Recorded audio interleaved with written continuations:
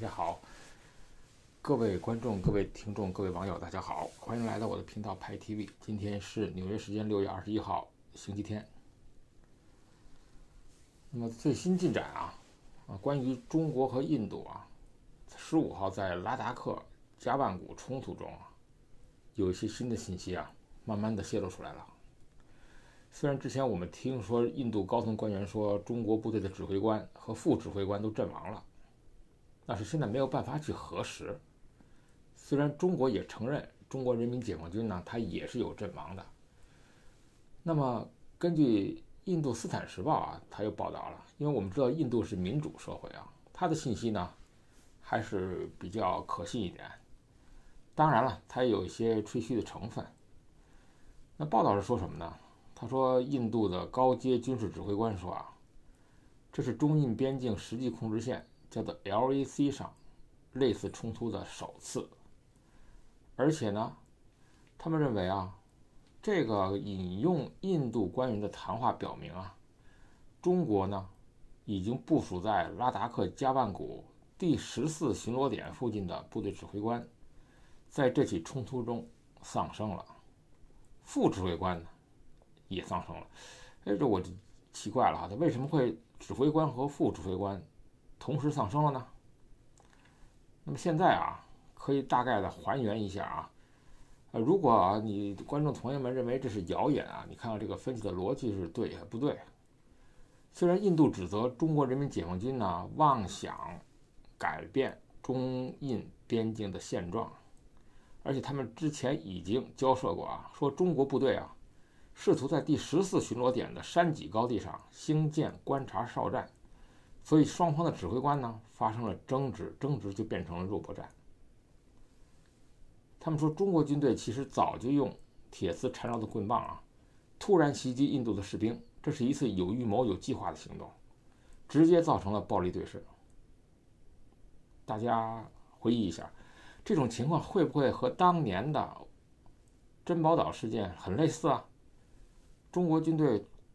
突然的袭击苏联的军队也是如此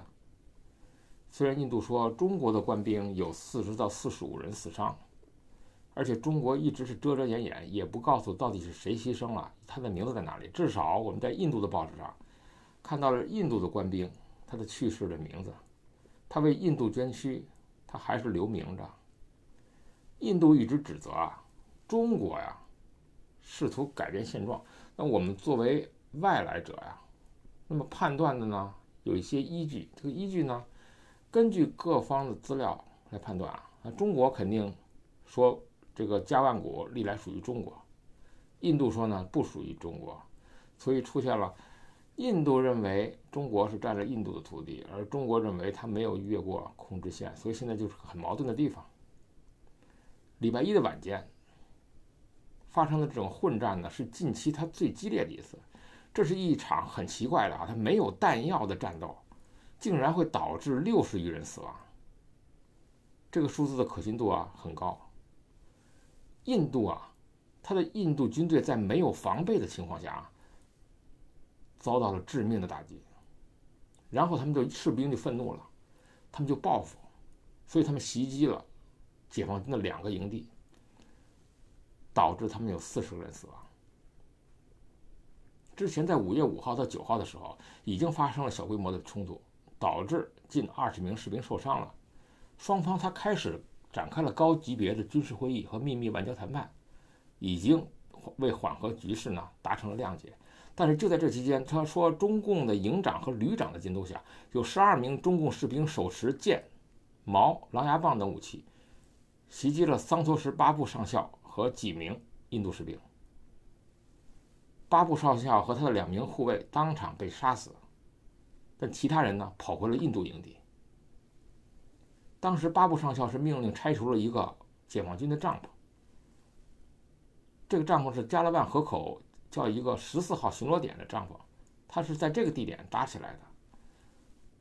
中国说呢是印度放火烧它，那就是说这帐篷是真的放火是真的那么当时印度的中将和共产党解放军的少将已经谈判了，但是有一些很不清楚的原因啊，解放军竟然拒绝撤离14号点，而八部和士兵前去要求拆除的时候呢，突然遭到了凶残的袭击。解放军是占着比较高的地势，他们向地势较低的印度军队投掷大石块，而印度人呢，猝不及防。印军在遭受袭击后非常愤怒，他们展开报复，他们重新集结，就用长长的军刀、装在步枪上的刺刀和其他切割性的武器，突然袭击中共士兵。中国声称完全在中国领土内的2个营地里突然遭到刺刀的报复，几十名中国军人在没有料到报复如此迅速的情况下被杀死。按照东部连线它援引印度的信息啊，说中共的2个营地遭受了将近100%的人员伤亡，其中一个解放军山路营地在遭到恶性滑坡后被掩埋，大概是20到25个士兵驻扎在这个地方。解放军归咎于人为因素，说是印度的工程师故意在顶上放炸药，导致山体滑坡，把整个营地给掩埋了。所以目前看，解放军牺牲40人左右还是靠谱的，因为一个哨所就是有20到25人。目前为止的消息呢，大概其的跟进就是如此。那么下面再转过来，我们看一下新发地。香港大学的公共卫生学院教授叫做高本恩，他认为新发地的病毒呢，可能最早出自武汉，然后又跑去了欧洲，然后欧洲又返回中国。根据中国 CDC 公布的北京疫情和病毒基因序列，疾控中心的专家表示，初步研究显示呢，这个病毒是来自欧洲，而且比欧洲现在流行的病毒还老，叫老病毒。那么如何传到了中国呢？需要确认。差不多2个月了，北京人已经过上正常生活了，零确诊。但上个礼拜突然在北京最大的蔬菜鲜肉市场叫做新发地的市场发生了这个病例以后呢，多个小区被封闭，对难以计数的人员进行检测。新发地市场被怀疑是新一波疫情的来源地。那么他们从市场肉店使用的三文鱼案板上发现了新冠病毒，而三文鱼呢，进口于欧洲。一时间，三文鱼传染新冠病毒的传闻四起啊。那三文鱼本身就如同所有的鱼类一样，它其实并不会传染任何新冠病毒。那么 CDC 公布了新冠病毒基因序列。那么中国的疾控中心负责人表示，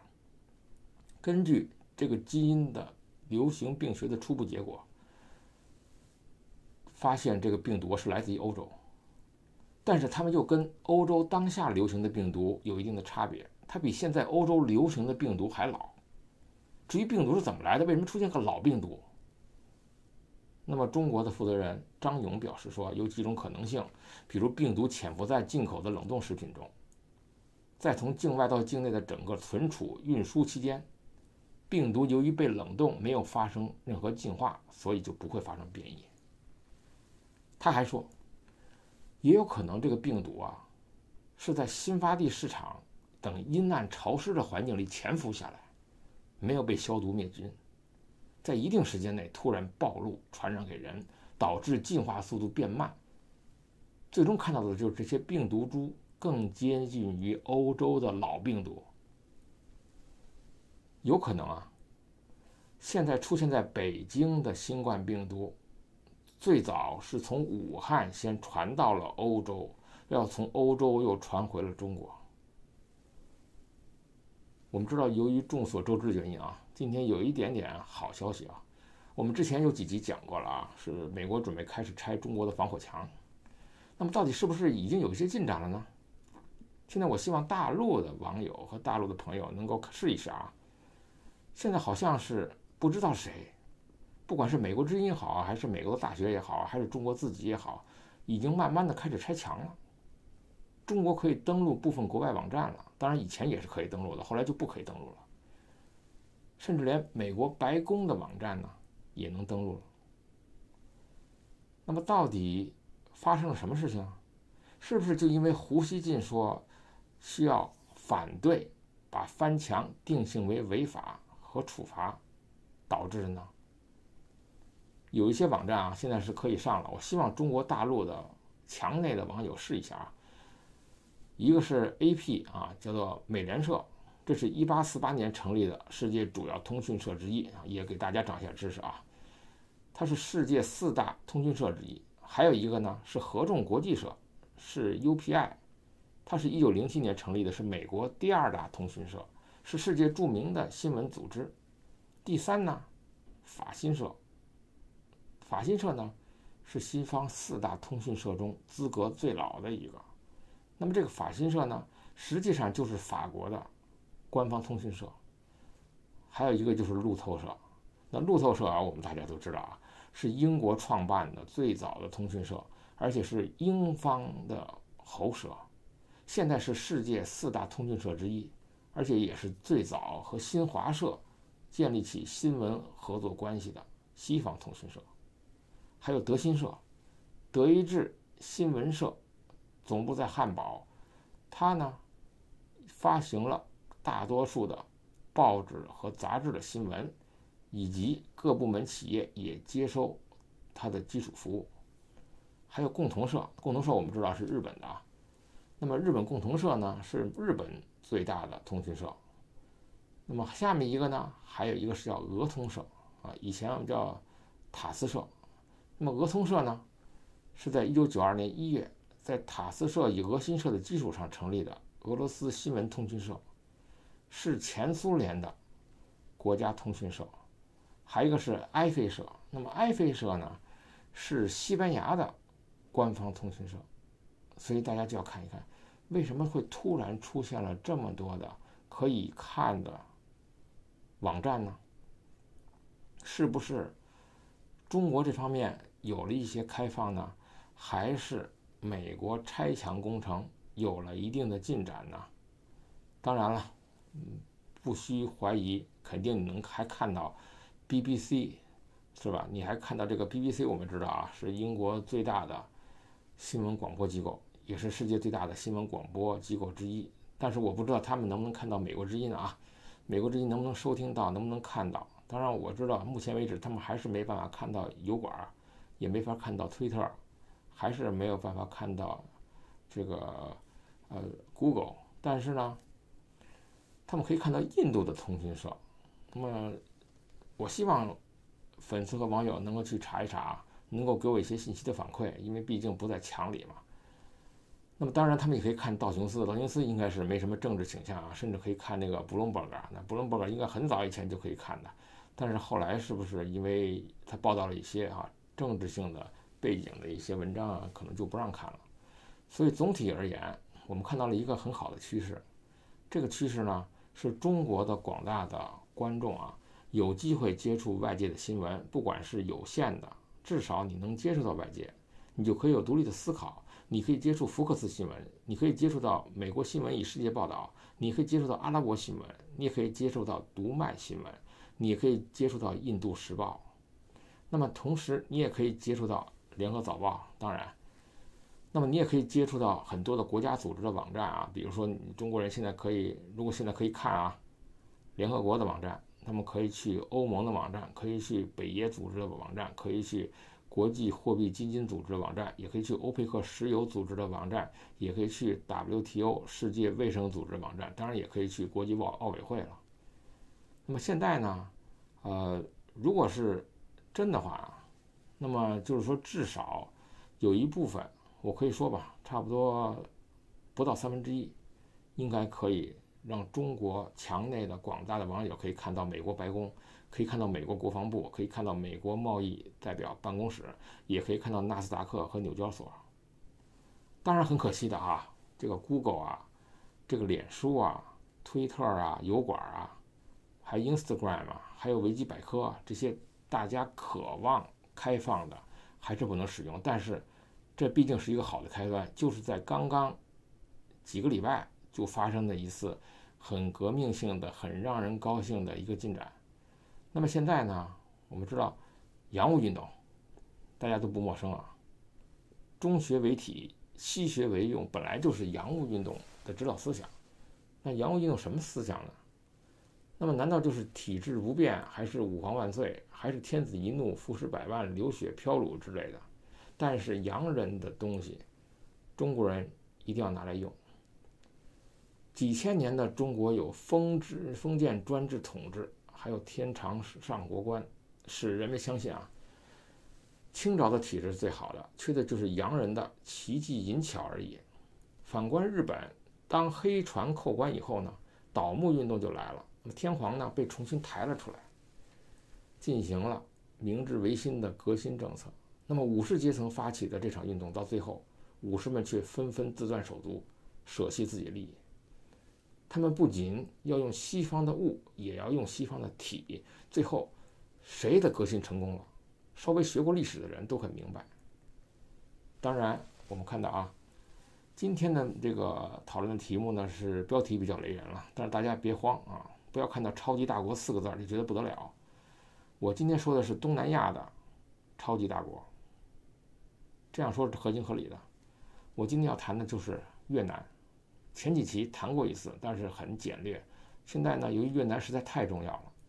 甚至现在我知道老挝这个国家以前实际上就是越南的仆从国。中国中的很多人呢，其实总是以高人一等的目光来看越南的，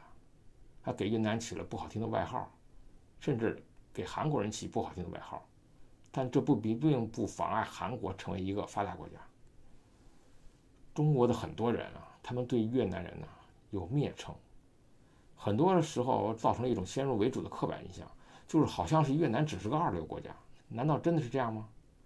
越南永远都是个二流国家吗？那么我们以前也是这样看待半岛上的民族的，最后呢，韩国让所有人都吃惊。其实越南啊，是在中国南方邻国中最具实力的国家，正在国际舞台上大放异彩。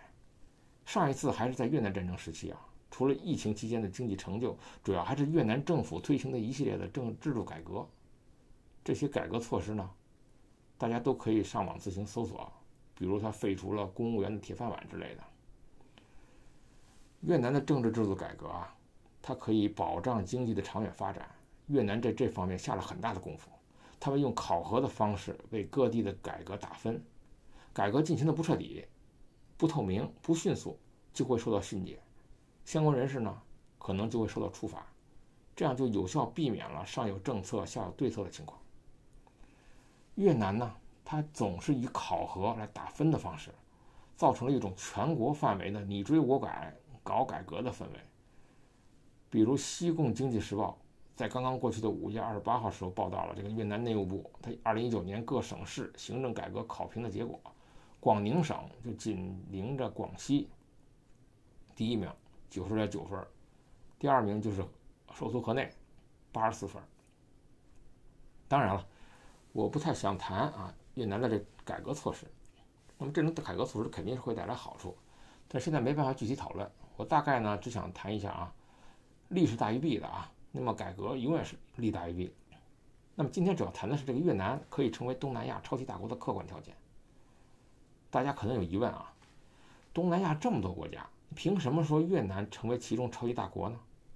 难道不会是新加坡吗？新加坡是国际航运中心、国际金融中心。那么印尼呢？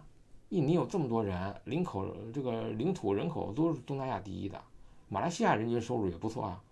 那么考虑到它的领土面积，它差不多也占据了东南亚最好的地理位置。那么泰国的旅游业搞得也不错呀，是吧？微笑国度，人人都想去。缅甸军政权交权以后呢，昂山素季带着缅甸人民也正在走向康庄大道啊。那菲律宾呢，是美国的前领地，美国对它还负有道义上的责任。文莱呢，人少地少，再怎么样也比新加坡大，石油也多。那凭什么越南才能成为东南亚的超级大国呢？那么今天看呢，能讲几个原因啊？看一下时间啊。那么首先呢，是从人口上分析啊，越南的总人口9620万，主体民族是京族啊。以前小的时候看那个京啊，老以为是北京人，北京的京，确实是北京的京，但它是属于越南族，占总人口的86%。那么在民族结构上，主体民族的优势呢，就是越南可以保持稳定，比较少的民族矛盾，不必像缅甸、印尼、菲律宾等几个国家。在城乡分布上呢，65.6%的人呢居住在乡村，乡村人口呢占据多数，使越南可以发展密集劳动型产业，成为新的世界工厂。而越南的劳动力的素质又不低，2008年的时候呢，越南的识字率就已经90%了，今天肯定更高。那么在人口的年龄分布上，那简直更不得了。那么可以明显的看出，越南啊，它也实行过人口控制政策。那么在15岁到24岁的这个区间里呢，那么是有个缺口的。那么25岁以下的年龄段呢，越南出现了男女比例失调的现象，这就是当初越南也施行了人口控制政策。但是在55岁以上的年龄段呢，女性就明显多于男性了。这就是因为男性的预期寿命本来就比女性短，同时呢，越南战争啊造成了大量的男性的死亡。越南的大部分人，他的年龄啊，现在全都是在40岁以下，这些都是充足的劳动力和消费群体啊。换句话说啊，这就是所谓的人口红利。中国还有吗？快没了。这种人口分布啊，也预示着未来几十年过后，越南就会出现人口老化现象，这是当然的。越南呢，本身从2007年起就开始，它进入了一个人口结构年轻化的黄金期，而这个阶段只出现一次，而且持续30到40年。所以人口结构年轻化的黄金期呢，就为越南社会经济提供了充足的人力资源。那么同时呢，也有利于增加在社会民生、在医疗、在教育和就业方面的投资。所以越南的人口红利呢，至少能够维持到2037年。所以呢，当时你记得中国的人口的这个红利呢，也就是支持了中国的人口发展。现在越南呢正在重复经历这个过程，他们的优势是非常非常大的，就和当年的中国是一样的。其次呢，从区位上分析啊，越南本身它就位于中南半岛的最东边，它北边呢中国广西和珠三角也近，那和中国那个海南自贸区隔海相望，还离韩国、日本、香港、台湾这种发达经济体的距离呢也都不怎么远。那么这种区位的优势呢，就使那些从这个中国、日本、韩国等地转移出去的产业呢，不必大费周章，那么直接很方便的转到越南了。所以呢，原先在上述国家的这些产业链就可以继续低成本的维持使用。相较于其他国家，韩国、日本这些发达经济体也更愿意去越南投资。越南生产出来的产品啊，我们在美国、在纽约也看到很多啊，可以快捷的运输到中日韩这些国家。更有利的是啊，越南的东边和南边都是广袤的南海，从南亚、欧洲、中东、非洲过来的要前往东亚的船只呢，都需要经过南海，所以越南就处在这个交通要冲上。那么这是一个上帝赐给他的一个非常好的一个位置。那么再从文化上看，这个越南呢，以前曾经啊号称是中国的一部分，后来又处于以中国为核心的这个朝贡体系之中，所以在文化上呢，和中国有很多相近的地方。越南人呢，他以前也写汉字，学孔子，拜文庙，后来才会改掉的嘛。所以对于那些从中国转移出去的某些落后低端的产业而言，转移到越南呢，就不需要适应过多的新事物。这对于劳动力和技术人员的流动呢，是非常有吸引力的。对于韩日以及中国台湾这样的发达经济体呢，越南呢，相较于其他东南亚国家呢，也有一种文化上的亲近感。韩国的三星啊、LG 啊，都在越南进行了一些天量的投资。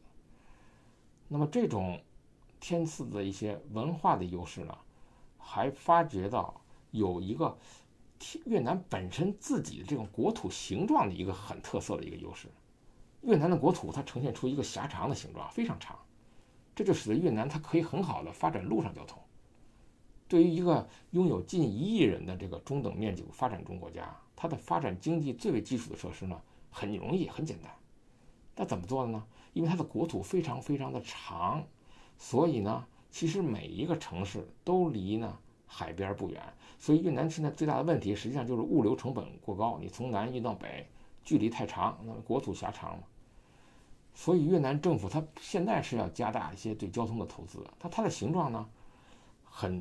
有一些天赋。那么越南的形状呢，它不必发展中国那种什么几横几纵的这种高速公路和铁路，它就可以实现人员和货物的快速流通，还省下了大笔的交通建设费用。那么由于越南的海岸线也长，越南的任何一个地方距离海洋它都近，海岸线带来就是港口，而海运呢又是最大又最省钱的运输方式。由于越南的国土面积小，海运的这个最大劣势就时间长，也可以在这里忽略。所以越南的天生的这种交通条件呢，使它具备了得天独厚的优势。那么这种优势呢，你会慢慢的看到，实在是太厉害了。但是最后谈一谈越南的国民性比较于菲律宾、印尼，越南人呢和中国人一样是更加吃苦耐劳的。这不是什么夸耀的话确实就是越南人的民族特性。那么和某些好逸恶劳的民族不同，越南人和中国人一样的，他们都是勤奋的民族，他们非常的勤劳，而且他们有很大的一些服从性也很强。这个词汇并不是一个贬义词。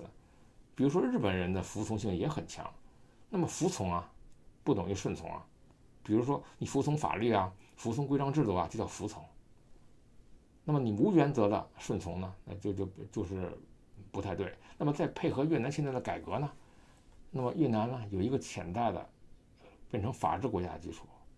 同时呢，越南呢在农业上也可以自给自足，它的天气的气候实在太好了，它处于热带地区，气温高，降水多，光照长。越南的农业条件非常好，尽管全国有很多的山地，但人口集中在沿海平原、山间低地，还有红河三角洲、湄公河三角洲这些地方。